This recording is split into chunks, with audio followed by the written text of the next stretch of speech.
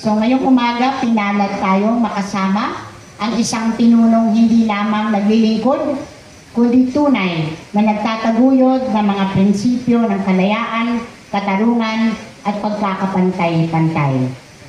Isa siyang anak ng Quezon City, proudly one of our own, and a trusted ally in the fight for a more compassionate and inclusive Philippines. Mula sa pagiging National Youth Commissioner hanggang sa pagiging chairperson ng Akbayang Party List sa Kongreso, dala-dala niya ang tinig na mga hindi madalas marinig, ang kabataan, ang sektor ng LGBTQIA+, ang mga manggagawa, ang mga marginalized communities. Bilang mambabatas, hindi siya natakot manindigan. Siya ang nagsulong ng panukalang Tiang Bill na layong wakasan ang mga marahas na operasyong labag sa karapatang pantao. Kabilang din siya sa mga tagapagtaguyod ng batas laban sa diskriminasyong dulot ng hindi makatwirang dress codes sa mga pampublikong serbisyo. Pinapanigan niya ang mga advokasya para sa livable wage, karapatan sa organisasyon ng mga manggagawa, at transportasyong abot-kaya at inklusibo, lalo na para sa senior citizens at persons with disabilities, at tunay na maliligayahan siya malaman na tuloy-tuloy pa rin ang libreng sakay program natin sa Lungsod Quezon. Alam ko yan ay isa sa mga advokasya ni Congressman Percy. Siya rin ang kauna-unahang openly gay chairperson ng University Student Council ng UP Diliman at naging pinakabatang pangulo ng UP Babaylan. Isa rin siya sa naging consultant ng Quezon City Pride Council at hindi kailanman lumayo sa adhikain ng lungsod para sa pagkakapantay-pantay at karapatang pantao. Sa kanyang talino, tapang at integridad, tunay siyang inspirasyon, hindi lamang sa kabataan, kundi sa lahat ng nagnanais ng makatarungan at makataong pamahalaan.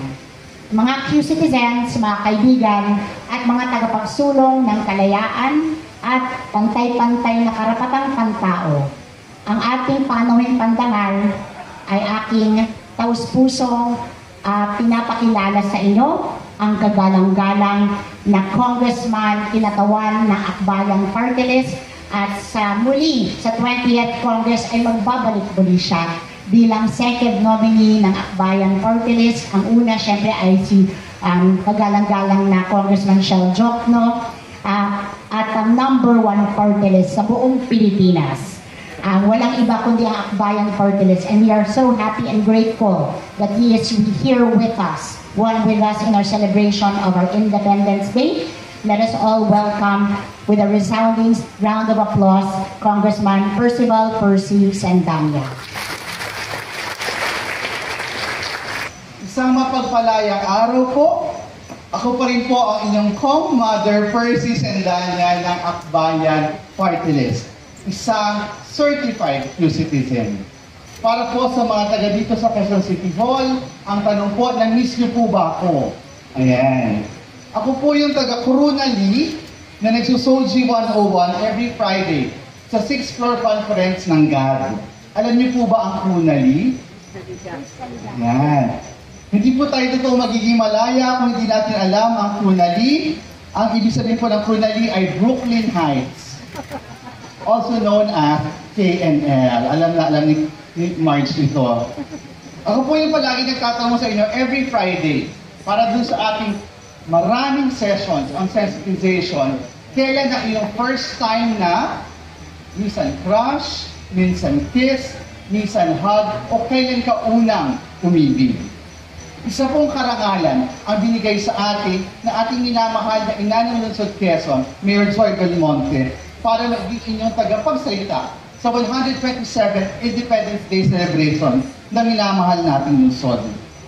Marami pong nagtatanong kung kailan ba natin mararating ang kalayaan. Pero, unahin po natin, nasaan po ba ang kalayaan? Pagtingin po natin sa ating kaliwa, andyan ang Kalayaan Avenue. Kung mapapansin niyo po, halos lahat ng mga importanteng streets ng District 4 ay tumutumbok sa Kalayaan. Isa-isahin po natin. Unahin po natin ang pinakamalapit na kalye sa City Hall na tumutumbok sa Kalayaan, ang Mayaman Street. Sino po ba dito ang gustong maging mayaman? Itaas po natin. Pag mas mataas po ang yaman. Ayan. Gusto po nating maging mayaman dahil nais nating maging malaya sa kahirapan, gutom, mababang sahod at mataas na presyo ng bilihin. Gusto po nating makapag-aral ang ating mga anak, makapagpundar ng sariling bahay, magkaroon ng regular na trabaho o pagkakakitaan. Yung hindi na tayo kakabahan kung may pang-grocery tayo bukas, may baon ng mga bagets, o kung mapuputulan ba tayo ng Meralco. Doon naman po tayo sa pangalawang kalye that leads to Kalayaan. Ito yung pinakamalapad, malingap. Kapag tayo po ay nililingap, tayo po ay tinatanggap ng buong buo. At alam po natin kung paano ginawa ng QC ang landas para sa pagtanggap sa aming komunidad ng LGBTQIA para bigyan ng kapangyarihan ang madalas walang boses at sinasangtabi. Malaya tayo sa stigma, diskriminasyon at karahasan. Yan po ang ating pangarap. Kapag tayo ay nililingap, nararamdaman natin tayo ay pinapalhagan, tayo ay pinapakinggan. Gaya na lamang ng paglingap ng ating ina na Quezon City Mayor Joy Belmonte, sa QC, hindi lang nililingap, niyayakap, inaakbayan ang LGBTQIA community. Sa QC, nililingap ang mga solo parents. Sa QC, nililingap ang mga PWD, mga senior citizens. At ito po, personal sa akin, nililingap ang mga people deprived of liberties. Kung mabibisita niyo po yung ating female dorm dito sa Camp Carigal, mararamdaman niyo ng gusto ang paglingap. Ang pangatlong kalye po patungong Kalayaan, ito yung malapit na ng konti sa May Kamyas. Ang pangalan ng street, Matino. Para makamit ang totoong kalayaan, kailangan natin ng matinong pamahalaan. Isang pamahalaang malaya sa korupsyon, panggagatso, at pandarambong sa kabanang bayan. Isang pamahalaang matino at ginagalang ang saligang batas. Isang pamahalaang matino at hindi pinaglalaruan ang ating demokrasya. Pasensya na po kayo, medyo malalim ang hugot natin sa mga nagkayari dito mga nakarang araw.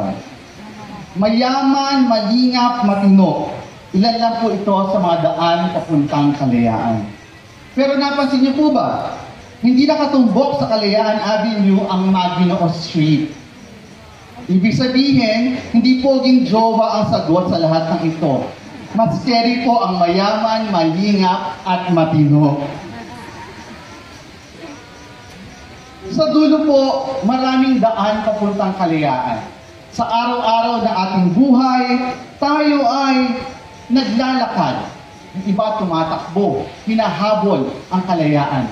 Kalayaan man yan para sa sarili, pamilya o komunidad. Minsan nga po, yung pagdaan natin sa kalayaan, ang ibig sabihin ay pag-commute at pagsakay po sa ating libreng sakay. Diba? Minsan pag sakay mo ng libreng sakay, katabi mo, nagugutom ka, kumakalam ang sikmura mo, tapos biglang kakain ng Yum Burger. Maaamoy mo. Lalong kakalam ngayon ang sikmura mo. Kalayaan mo lang sa gutom. Minsan naman, pag sakay natin ng libreng sakay, katabi mo, manonood ng TikTok, pero hindi naka-headset. So, kalayaan mo lang sa ingay na nakapaligid sa atin. At sa dulo, ang kalayaan ay paglaya ng sarili. Tandaan po natin, ang kalayaan ay isang personal at kolektibong konsepto. Lalaya lamang ang bansa, tunay lamang tayong lalaya bilang lipunan kung malaya ang bawat isa. Kaya maaari niyo po ba akbayan ang nasa kanan ninyo? Ayun po, akbay with consent ha. At pakisabi sa kanya, malaya ka na.